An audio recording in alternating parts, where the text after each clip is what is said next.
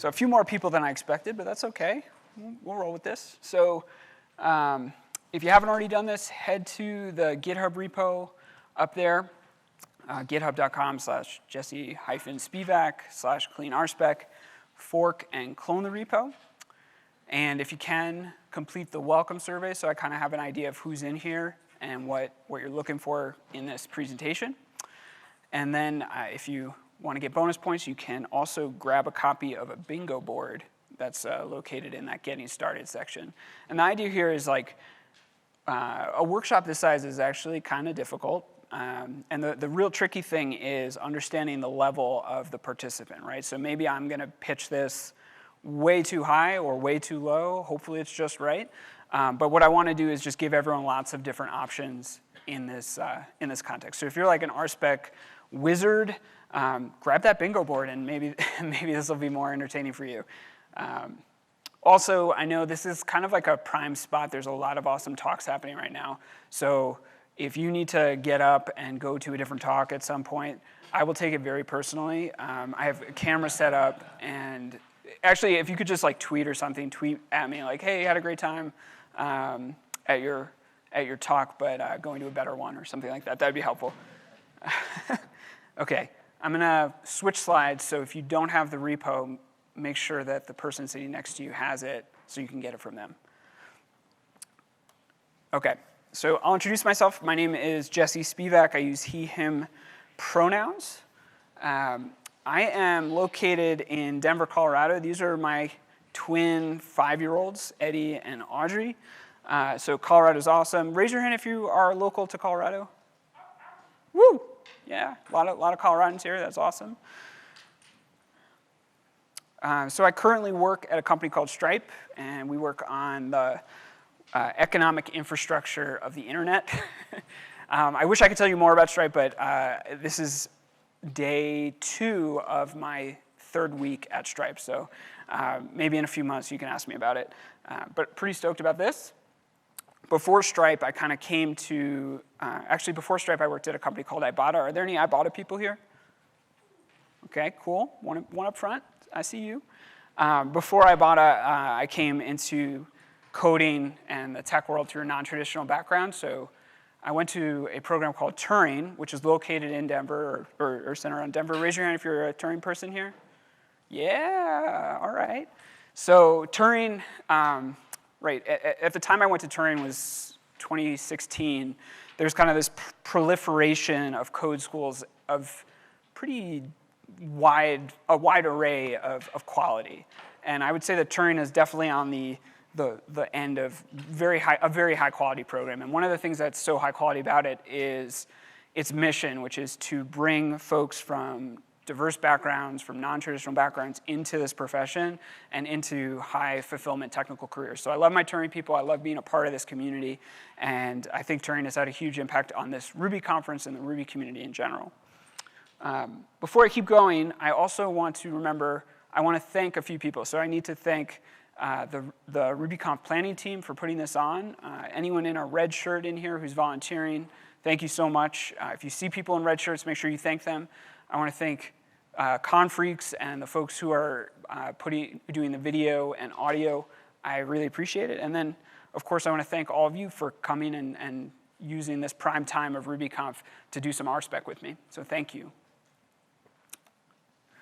All right. Raise your hand if you've ever heard of the Gilded Rose Kata, or a code. Or let me ask a more general question. Raise your hand if you have heard of a code kata before. OK, cool.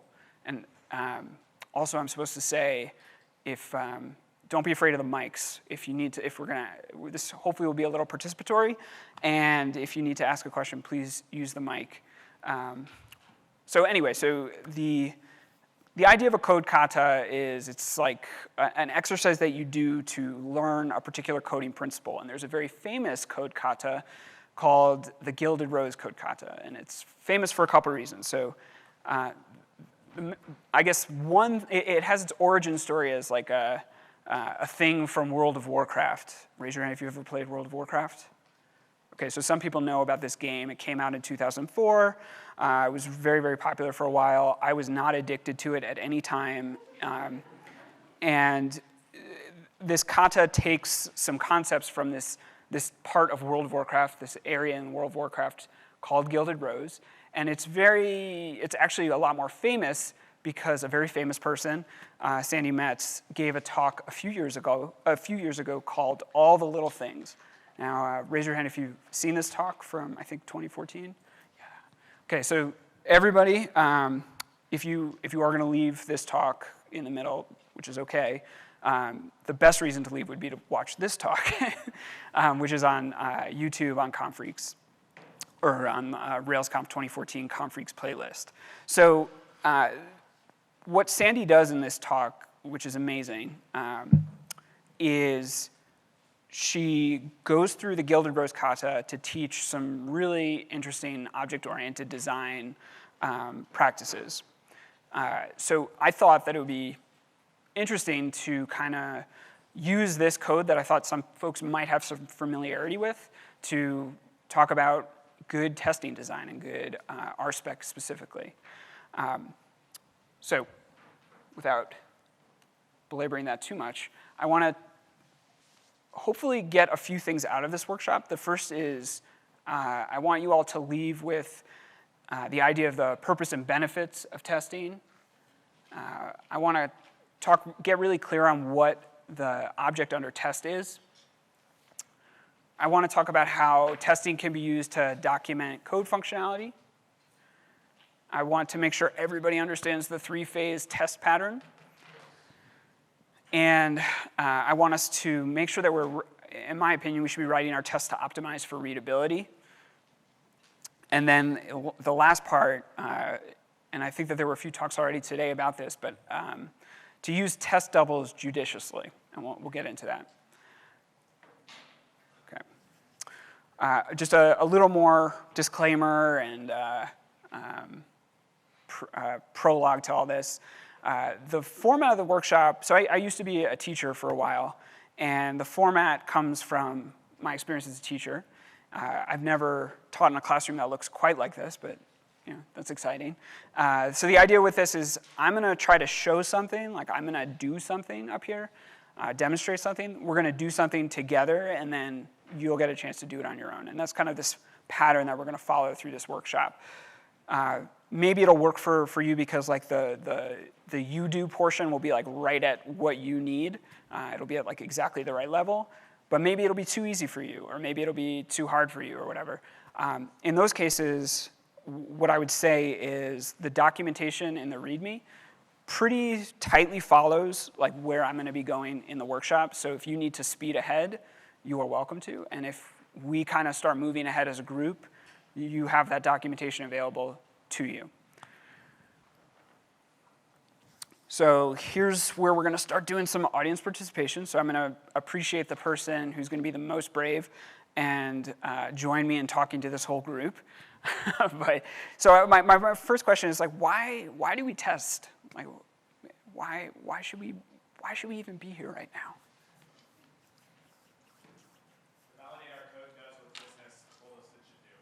To validate that our code does what our business told us it should do.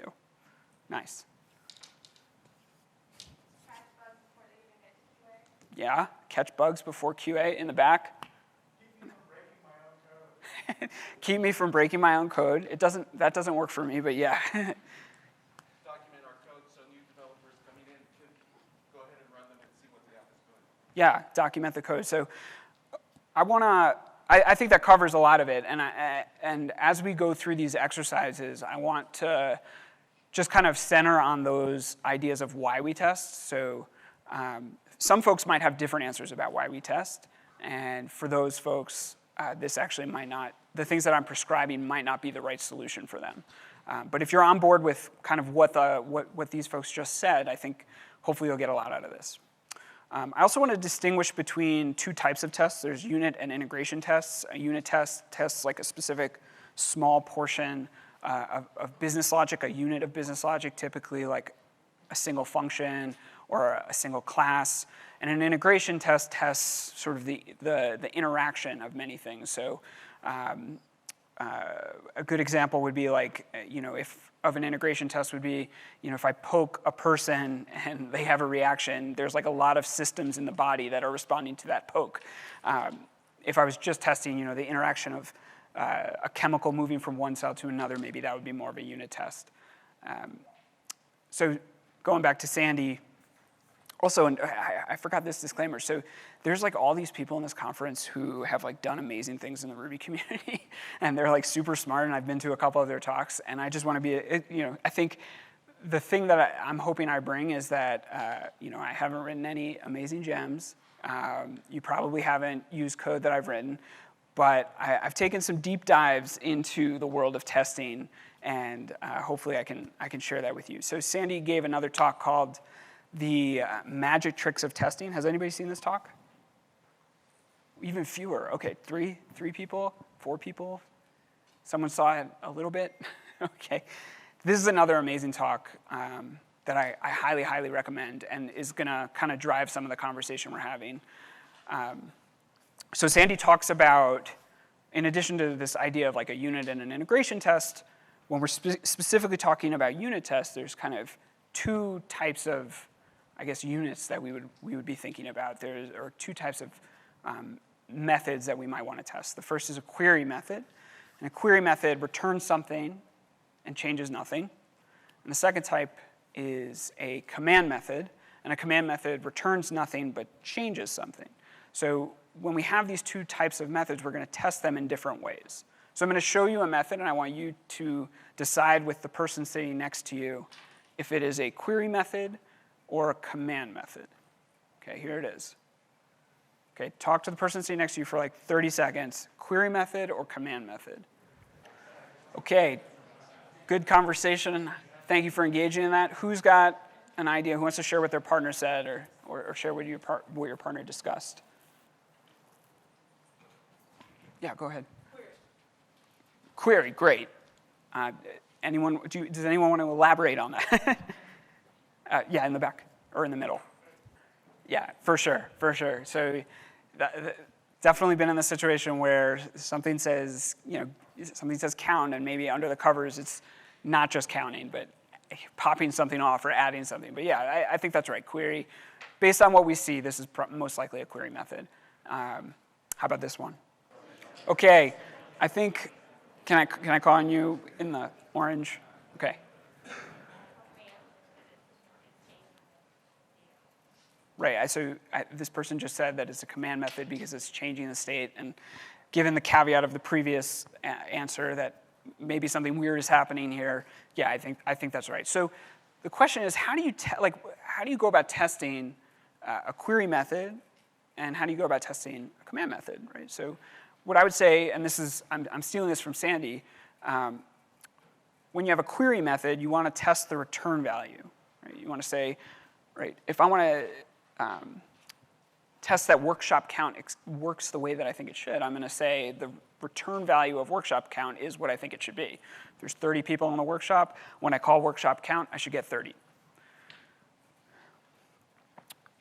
In a command method, you're testing the state change, right? So instead of saying enroll returns a certain value, I actually should test the state, the participant state, to figure out if this is working the way it should work. So probably if I enroll 1 participant, the number of participants should go up by 1, and so my test is going to be on that participant's array thing. And so Sandy put together this wonderful diagram to kind of explain that, and what we just talked about is kind of that top row, and then the bottom row is where we're going to get into test doubles in just a little bit. Okay, so we're about to jump into our first workshop activity, and the goal here is to understand this concept of an object under test. And I want to go with kind of my experience here, which is a lot of times I'll be asked to implement some new code or understand why something is doing what it's doing, and I'll open up the test file because they always say, like, tests are great documentation, And if I need to figure out like what is supposed to happen here, I can just go look at the RSpec file, and it should be, it should tell me more or less what's going on. And for me, I've actually never had that experience. Like, it's very rare for me to go into an RSpec file and gain more clarity about what should be happening. Do folks feel like they get a ton of clarity? Or I guess raise your hand if you don't get a ton of clarity when you open an RSpec file typically. Yeah. And at work, we sometimes host folks from Turing to come in, early career developers who are finishing up their journeys at Turing. And the thing that really brought this home for me is I'll take someone who's never seen the code base, and I'll pick a feature that I think this can be solved with one line of code, or maybe just even one word. And it always takes the longest amount of time to explain the spec file to this poor person. And 45 minutes will go by, and I'm like, okay, and in the third context block, you'll see. And I think that hopefully what we'll get from this is that,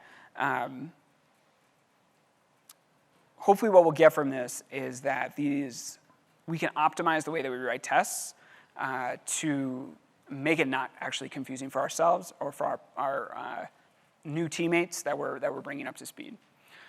Okay. So I want to show you some code. This is totally valid RSpec. There's a keyword here called subject. Raise your hand if you're familiar with the subject keyword. I'm not going to make you explain it. Okay, a lot of folks are, so we'll go very fast. So RSpec somehow, under the hood, figures out that it will default and give you this subject keyword, which maps to the workshop, matched to the class that you're testing. And so in this case, we're saying, we expect this workshop to be a type of workshop, to be an instance of a workshop. To me, I have a little bit of a problem with this test. And the problem is that there's a mystery guest here. There's a ghost in the room. Basically, unless you have a lot of context about how RSpec works, it can be difficult to understand what this subject is. So if someone is coming from like a Java code base, hasn't used RSpec, or they're brand new to RSpec in general, they're going to see this, and it just requires a little bit more knowledge to understand what's going on. Okay, so how can we improve this? One thing we can do is call out explicitly what subject refers to. Now, these two pieces of code are exactly identical functionally. They're doing exactly the same thing. The difference is that in this example, I'm calling out on that first line, subject is actually a new workshop. This is okay. I think that the better way, subject can also take in an argument, and you can name your subject. I think this is even better because, again, it's making it even more explicit what this test is about. And so when I write RSpec, the first thing I do is put the subject right up front. I give it a name, and then I reference that name in my subsequent tests. And I'm trying to optimize for that situation where someone new to RSpec is coming in and has to interpret this. Okay. So now I'm going to ask you all to do something. We'll see how far we get in this, but if you open up the repo that I asked you to clone, on line 7 of the Gilded Rose spec, there's some poorly written RSpec to demonstrate like how you can call out the subject, how you can call out this object under test. So take a second, take like 2-3 minutes, and see if you can reformat that test. If you've got time, commit, push it up, pull it, and then we can start looking at each other's code. I won't put anyone up here on the spot unless they ask to be. But let's see if we can rewrite that test on line 7, and then maybe we can talk about it in about 3 minutes, I want to say. So let's take 3 minutes. I'm turning my mic off, and if you need me, just raise your hand. Okay. So I forgot to mention this, another possible extension activity for the folks who feel super comfortable with this already is you can actually start doing the Gilded Rose Kata if you get distracted. And I heard in the front up here, it seems like I made these bingo boards, and I sort of forgot to say what to do. So if you get bingo, you can kind of wave your hand, and I will congratulate you on getting bingo. And again, if this is if you feel like this is going too slow, just jump in and make yourself a bingo board. Did anybody come up with a way to apply what we did with the workshop example to our Gilded Rose example? Does anybody want to just call it out? Yes, awesome. So basically, instead, the big picture here is get rid of subject here. You can call it out up top and put the name Gilded Rose here and go from there. Is there a question or comment? Do you ever use described class instead of calling out Gilded Rose, or do you find that more confusing? I'm actually not familiar with that. What is that? So I think exactly what that here said, but instead of doing Gilded Rose.new, just do described class. Oh, describe class, the keyword describe class. I see. Yeah, so I like the describe class keyword a lot because when I start especially when I start a new file, naming is hard, and if I use describe class, then I can change the name of the class and not have to go through all my tests and do like a find command.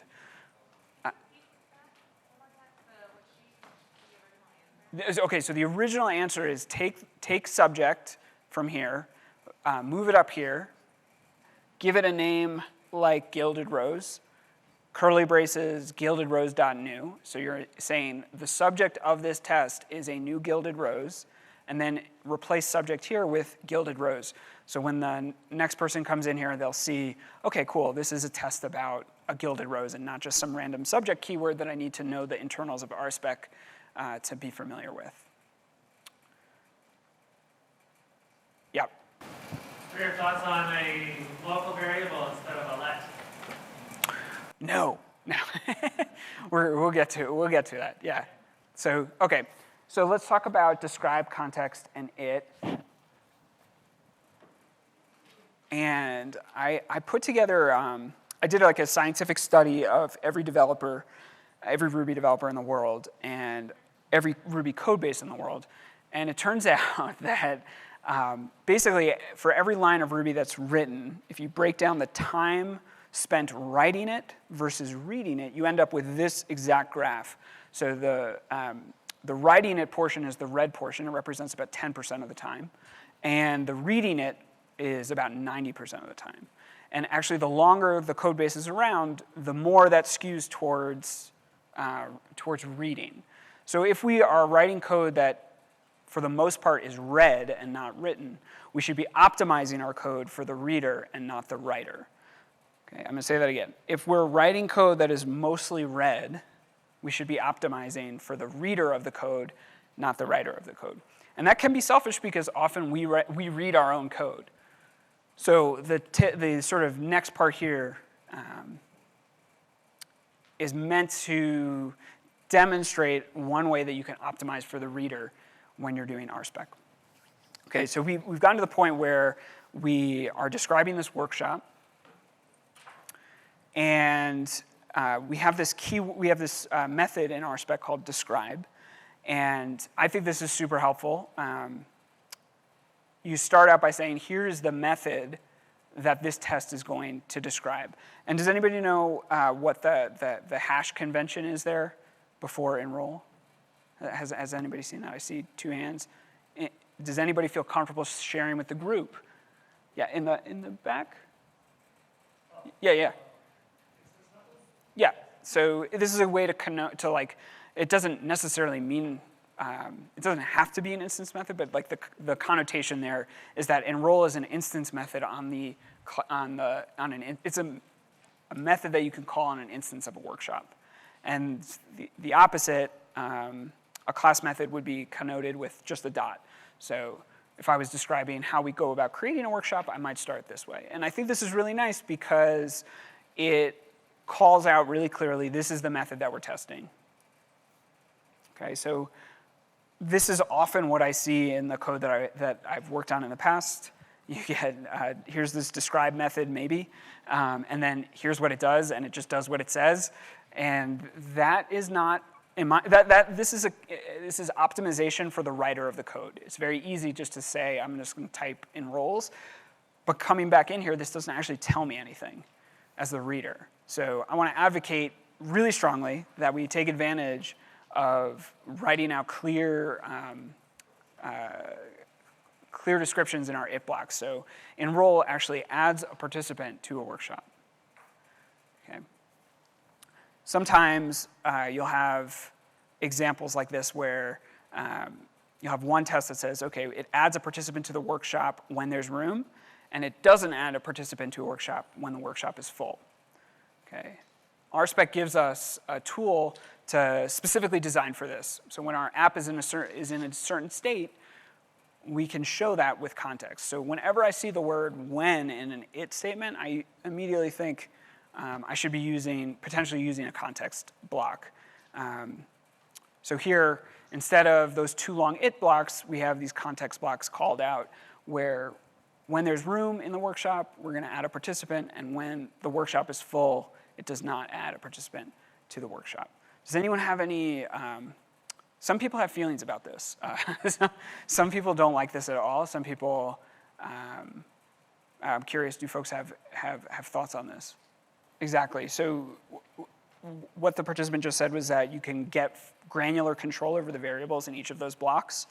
So if we're continuing to go through this workshop example, at the top I can have my subject, my workshop subject, and then within each of these it blocks I'm calling the workshop. But then within each context, maybe I'm doing something to the workshop that's slightly different, and that becomes very apparent in the context block. So I think you're dead on. Okay, let's look at line 11. I'm going to pull this up in GitHub. Okay. So line 11, we have a test for, and you don't have to know what any of this stuff is. In fact, Sandy does her whole Gilded Rose talk like not even knowing at all what the point of the Gilded Rose is. So the point here is not to understand necessarily what a normal item is or what cell date is, but is there a way that we could maybe make this test that starts on line 11 a little bit cleaner with some describe, it, and context blocks? And I'm curious to see where people put, how people break that up, because you can do it in a couple ways. So why don't we take 4 or 5 minutes? Let's take 5 minutes to do that, and then we'll see if folks are brave enough to share. Okay. Hope you had a second to look at this test. Does anyone want to share out what they did to incorporate describe, it, and context into this test on line 11?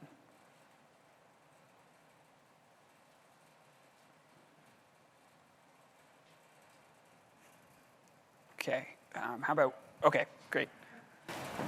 I didn't use a describe, but I guess if you wanted to, you can use describe like normal item.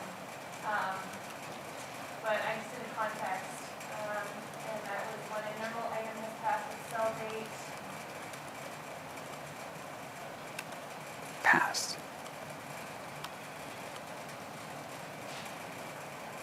And then within the context, I moved the gr variable and the gr.pick. So this line is 14 and 16.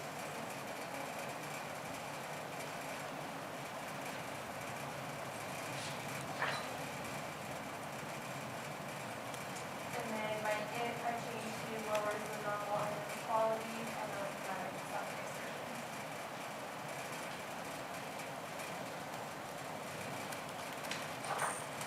Cool. So again, I'm guessing, I don't know if you have looked closely at the code, but I like that you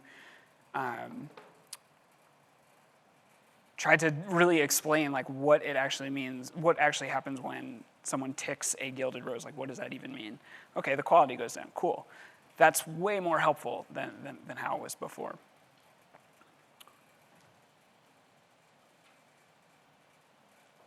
Okay, so now we're going to get to the 3-phase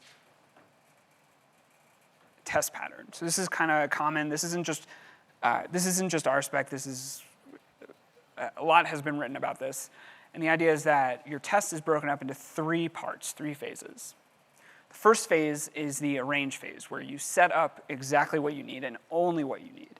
It's a good idea to only set up what you need and not extra stuff, because everything that you set up takes time to set up. And if you set up a ton of stuff that you don't need, your test is going to run slower than it ought to. Okay, so let's go back to this enroll example. I've got a workshop, so I'm setting up a new workshop, and I'm saying it's got 15 seats, just like this one. And we have, I'm setting up a new participant, right? Because I want to test that I can enroll a participant in a workshop and the appropriate side effect happens.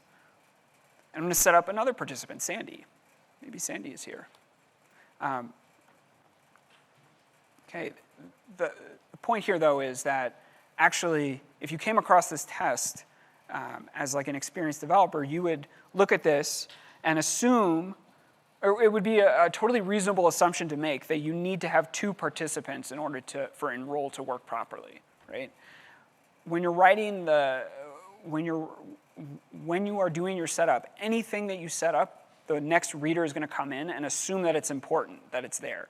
In this case, we actually to really test enroll, we only need 1 participant. And putting this extra participant in confuses things. It also potentially makes it a little bit slower.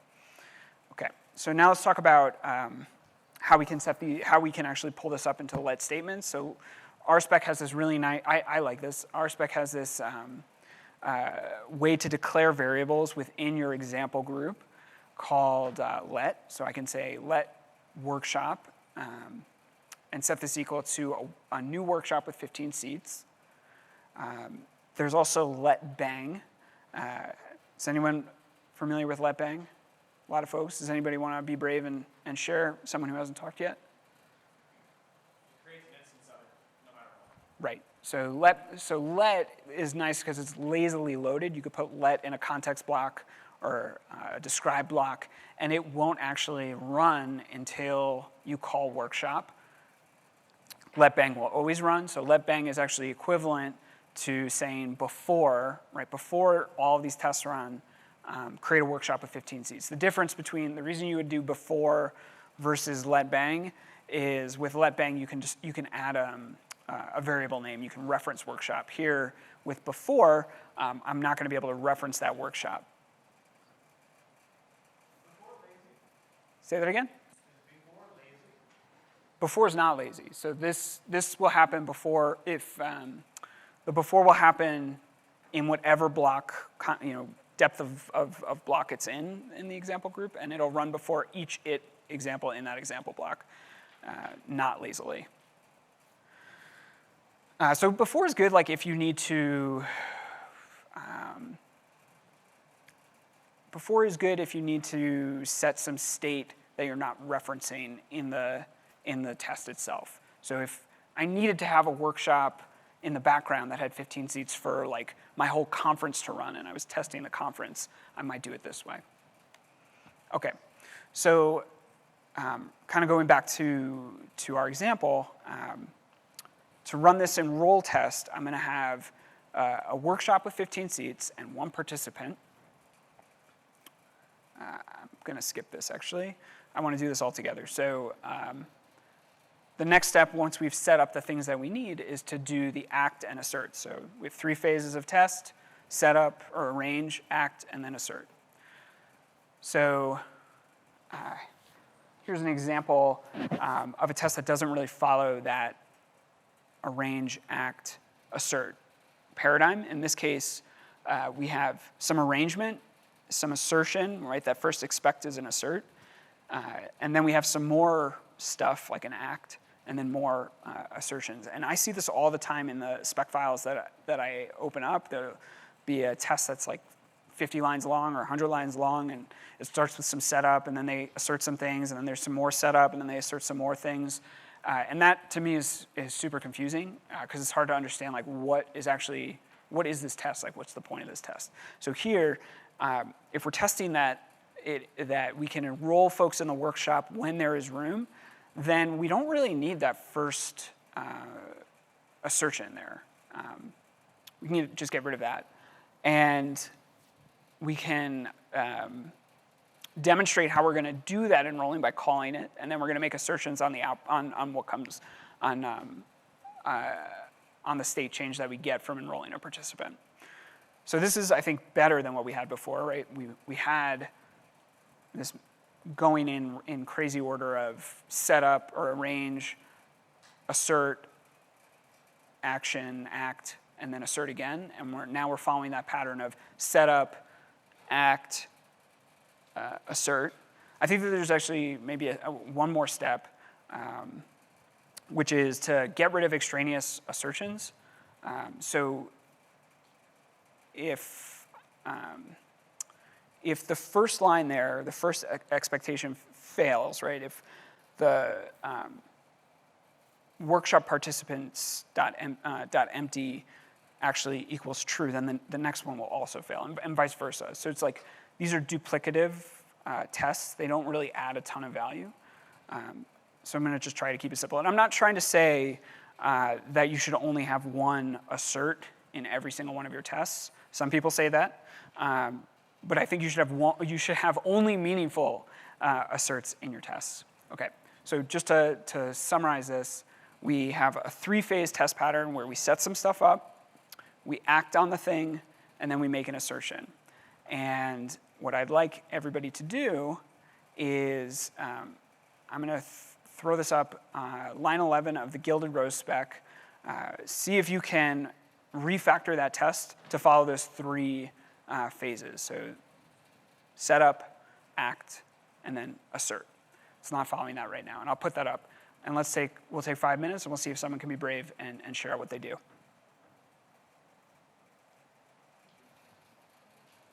So our goal was to follow the three-phase test pattern of setting up, acting, and then asserting. What feedback, or what did you change on this test that I can throw up here?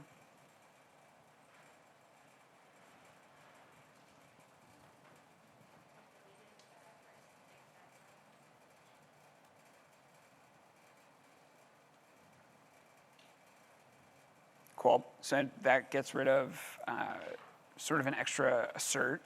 Does anyone add any context or describe here? A couple folks.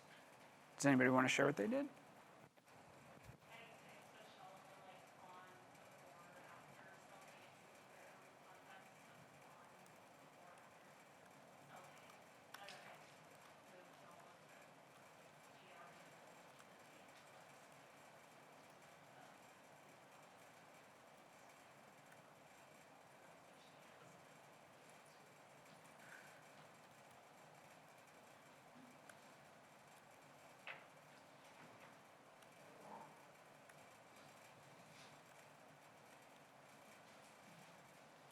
So something like this.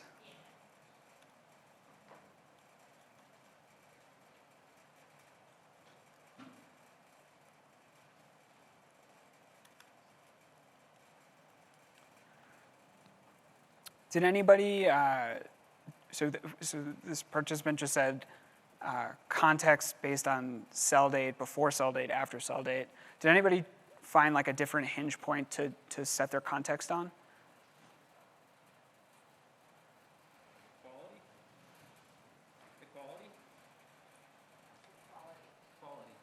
Quality. Can you say more about that? So there's one case where the quality is greater than 0, and then there's a case where the quality is 0. Oh, I see. Okay, so cell date is, okay, I see. So given a starting quality of something, yeah, got it. Makes perfect sense. Another thing that I was thinking of is we have these like normal items here, and later on we have some aged brie items and some sulfurous items. I don't know what these are, but that would be another kind of facet to switch on. So we could say, right, context, when given a normal item, it does X, Y, and Z on cell date or whatever. Let's go, we've got 2 questions or comments further in the back. Yeah.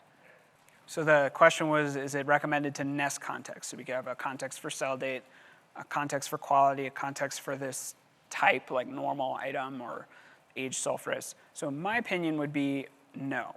The reason I would say no is because it becomes a little tricky to, in a longer text file, in a longer spec file, it becomes a little tricky to keep track of what variables are available in each of those kind of like sub-contexts.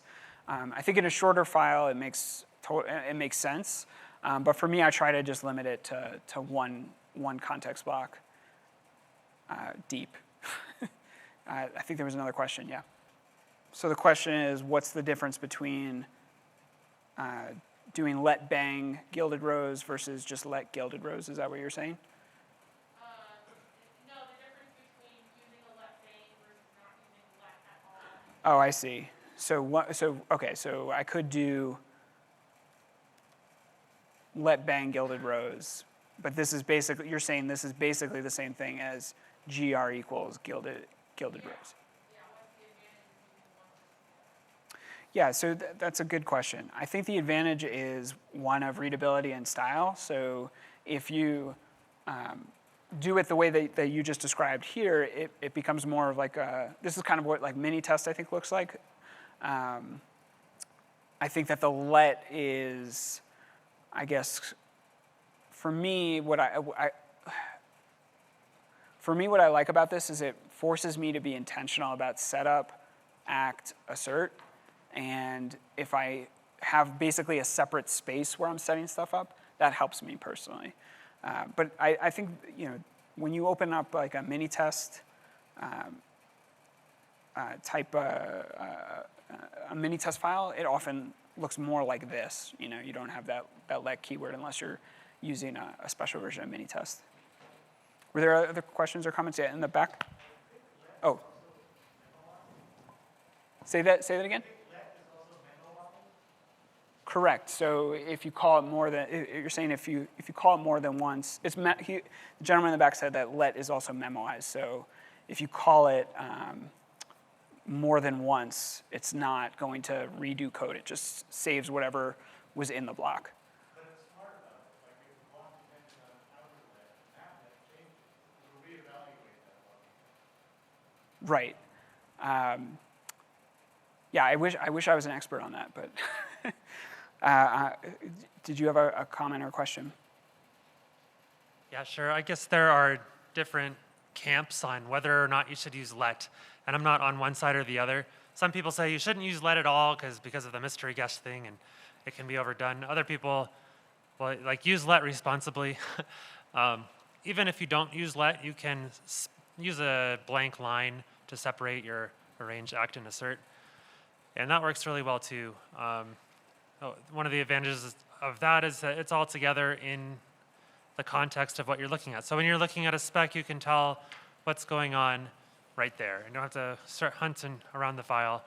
And then using let allows for you to reuse whatever you're setting up instead of having to copy it over and over again. So you can just use your judgment as you write specs.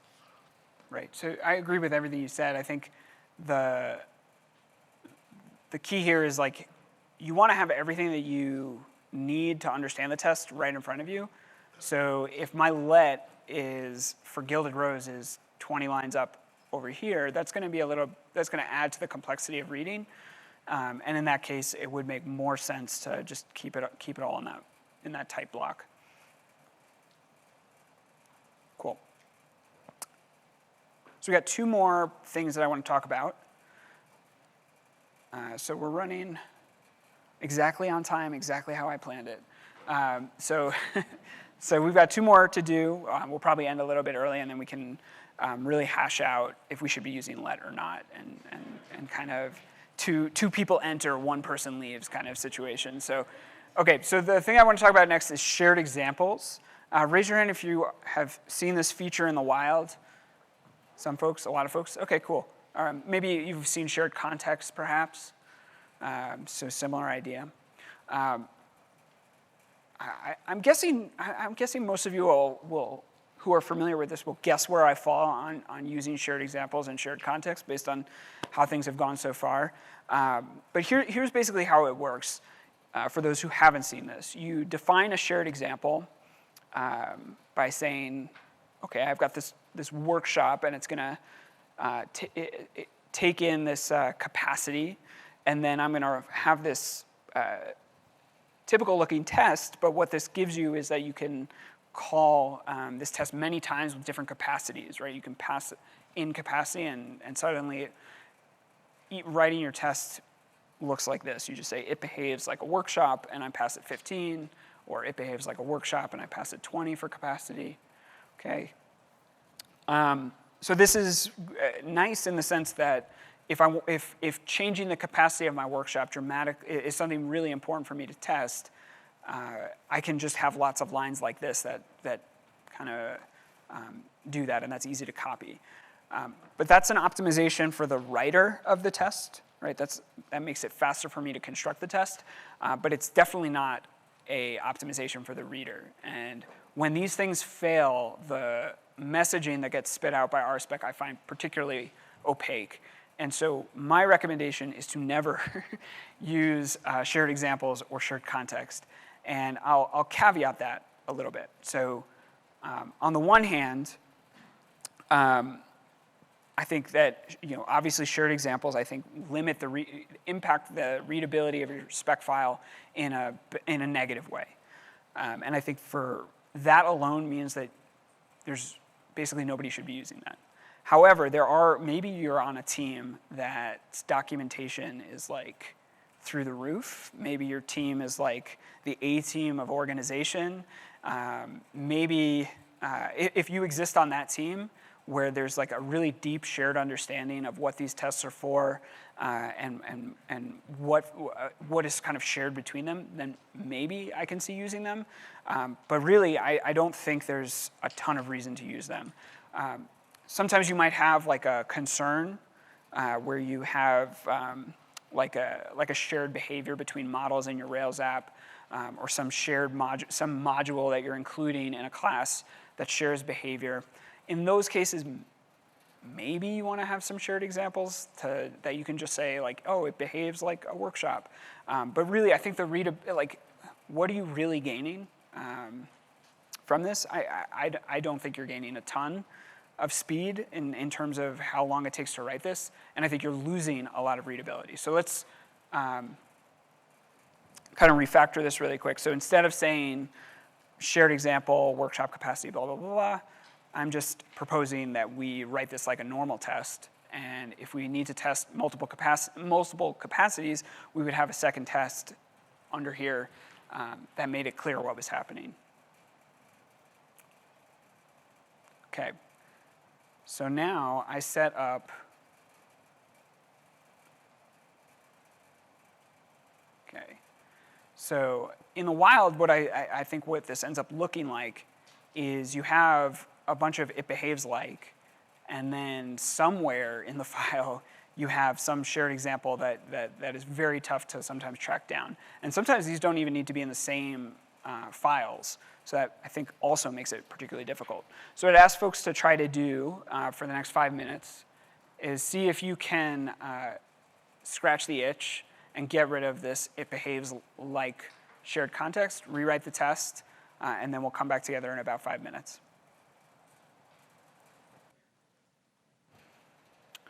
Okay, so you've come into this Gilded Rose spec file. You found these shared examples.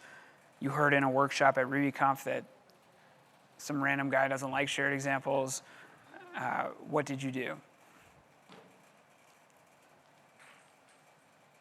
I probably went a little too context heavy, but the first thing I did was I broke out a new context based on the fact that the name was different, because before we were testing that the name was, quote, normal. So I created a context that said when the name is non-normal. Being that I didn't look too deeply into the method being tested to know like specifically the underlying function here. And then I broke into 3 separate contexts when I said when the days remaining is positive.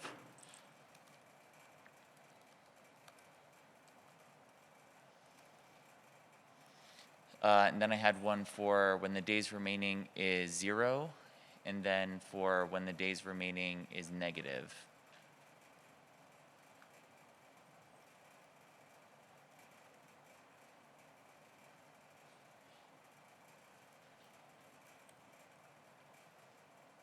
And then I felt a little stuck, not stuck, because I think, again, I would go context crazy, because I would want to add as many descriptors to break apart those separate behaves like.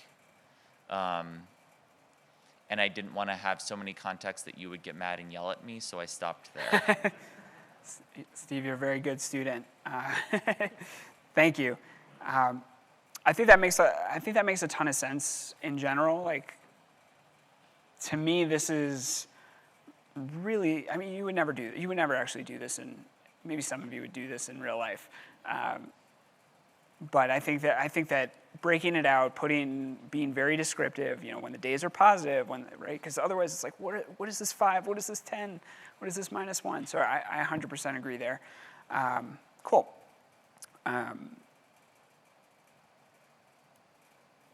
right, we're going to talk about our last topic, which is test doubles. Did anybody go to any of the other testing talks earlier today? Cool. What were your big takeaways about? I think there was one specifically about test doubles, about mocking. Is that right? I missed that one. What would you say the big takeaway was? Okay, I have to watch this talk.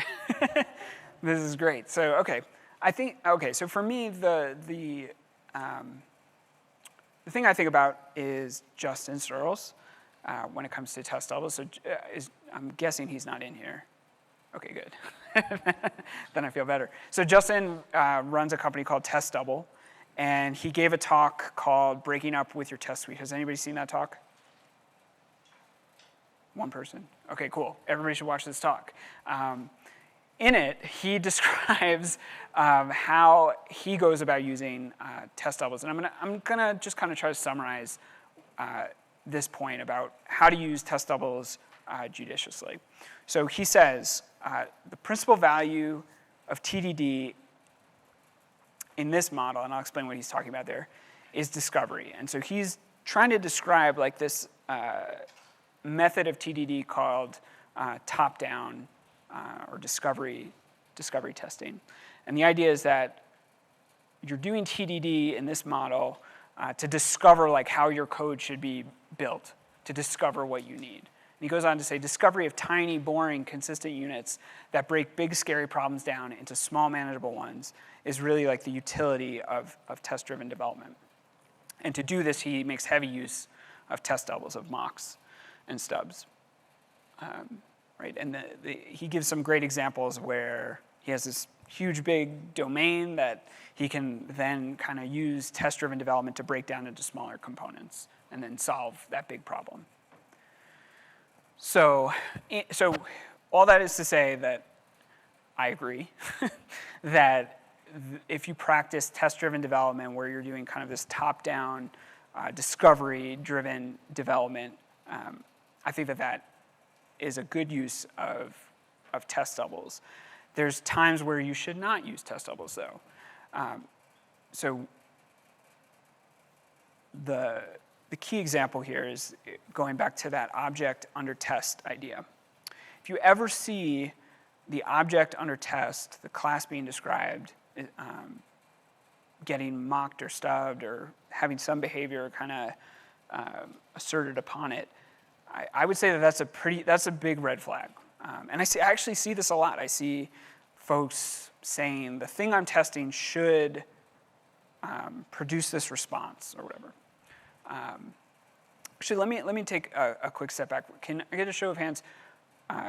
Who's familiar with the idea of a test double? I don't want to go too far down this. Okay. Does anybody want to give like a high level, this is what a test double is before I keep going?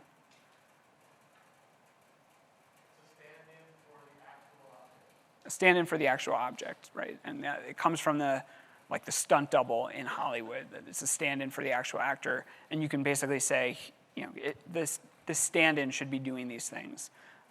So in this case, in this example, I've got the workshop, and I expect it to receive notify. I expect it to have notify called on it, and then I run my test, and I say workshop.enroll participant, and this would fail if when I enroll a participant, workshop.notify is not subsequently called, and it would pass if when I enroll a participant, workshop.notify is called.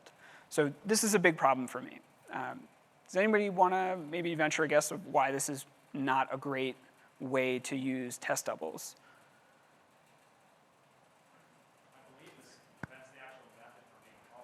Right, right. It prevents the actual method from being called. So that's a problem. But what if like notify was actually like calling your Twilio API to actually send a text message or something? Yeah. Right. So one thing that you can do, and I guess this gets to like this idea of discovery testing. It's like, if I need to test that when I enroll a participant, this notification is going to happen. This is like, I violated this idea that I'm using the object under test as a test double. And this kind of raises a flag for me that maybe I'm like architecting this not correctly. Maybe I'm designing this incorrectly. Maybe I need something else that I could either use as a mock, that I could use as a mock, as opposed to adding this behavior or stubbing this behavior on the thing that I'm actually testing. So in RSpec, you can do this expect any instance of, and I can say, cool, I've just discovered that I need this other thing, not just my workshop, but I need this other thing. Maybe it's called a messenger.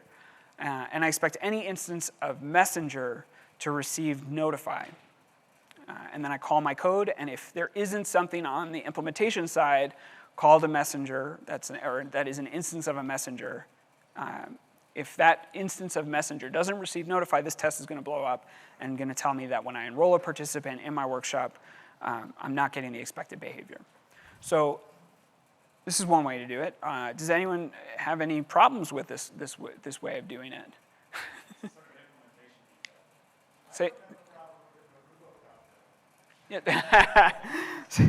So it is an implementation detail. But what if I think I'm trying to remember who it was, but someone at the very beginning was saying that the reason that we test is to make sure that the business need is being met by the code.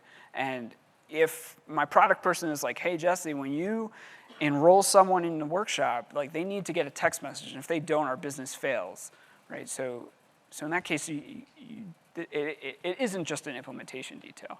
Yes. Okay. So you're saying that in this case, we're being too prescriptive about, and if I'm not getting this right, so I think that the thing that I would add to that is I'm actually not a huge fan of the expect any instance of. I think it also suggests that there's like a design change that you can make in the code, right? If you find yourself reaching for this any instance, there's a danger there that maybe somewhere else, like randomly, like in a really large code base, there's some other thing down the line, some other instance of messenger that gets called that we call notify on, and we could end up with a kind of a false passing test. That's a problem.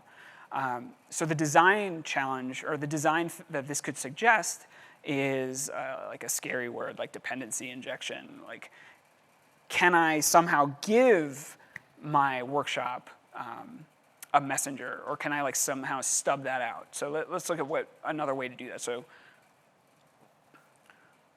another thing that I can do is say I have a messenger, and I can set it equal to a double, which just means it's like a stunt double. It's a fake thing right now. And when I have my messenger class, at some point in the implementation, I'm going to expect it to receive new. I'm going to expect there to be a new instance of a messenger, and I'm going to expect it to receive that message new with a participant. And we can imagine that like further up, we define the participant and said participant equals participant.new with Jesse. And I'm going to expect that new, that initialization of a messenger returns a messenger. So I'm like kind of overriding that behavior of, that standard behavior of when you initialize a messenger, you get this instance, because I want to say, I want it to actually give me this double at the top. And then I can say that I expect the messenger double to receive that notify method. So I think that this is a lot better than this expect any instance of, because in this case, I could have some, this test could pass accidentally, whereas this could probably would not test accidentally. Another way to do this would be to actually like initialize a messenger here and pass that into our workshop class, but that's another conversation. How do folks feel about the difference between expect any instance of versus like actually using a mock there? See a couple hands in the back. So why don't we go first person who hasn't spoken as much? I was just giving you the. Oh, you're giving me a thumbs up. Okay, then my friend in the back. So okay, so I think I see what you're saying, but please stop me if this is not what you're saying. I'm still too tied to the implementation of having to new up a messenger here. Is it? And in your opinion, you would prefer to see that a private method is invoked on the workshop? Okay, so would you agree or would you agree or disagree that we should be testing whether or not the workshop even notifies? So, okay, and maybe we're getting tied down in the individual like imaginary code in both of our heads. But I think I agree with you, because I think that's what I'm trying to do here, where there's something that needs to be notified, right? And whether or not it's a separate messenger class or a notification class or whatever, whether or not that's initialized inside of workshop or passed into workshop, I sort of don't. I mean, that's like kind of besides the point. I guess the goal here is just to say, this is very bad. We don't want to take the object that we're actually testing, workshop, and stub behavior on it. But if there is like a business critical message that we want to assert that is being sent, this is one way to do it. So maybe we can agree to disagree or agree to agree. But no, I appreciate the participation there. Okay, so for the folks all the way in the back who maybe couldn't hear that, you could get some brittleness here. And the brittleness is that if there isn't actually a notify method defined on Messenger, but you're stubbing it, your test might pass, but the code actually might not work. Yeah, absolutely. So that is why we use test doubles judiciously, because they can lead to some brittleness. They can lead to a testing implementation detail that you actually don't care about, and they can be too prescriptive. So really, unless there's a very good reason, and we're going to go refer to the talks earlier today to find out what those very good reasons are, I would just say use test doubles judiciously and watch Justin Searle's talk. Cool.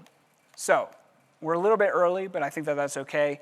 I want to just say how grateful I am to all of you all for coming to this. I hope it was okay. This is my family. We're located in Denver. You can follow me on Twitter at Planet Efficacy. If anybody wants to talk about the Gilded Rose Kata or Sandy, fan out about Sandy or Justin, or just talk about testing in general, I'll be here for the next like 30 minutes or so. And then you can find me probably having a beer. And yeah, thank you all so much for doing this with me. I appreciate especially the participation. So thank you.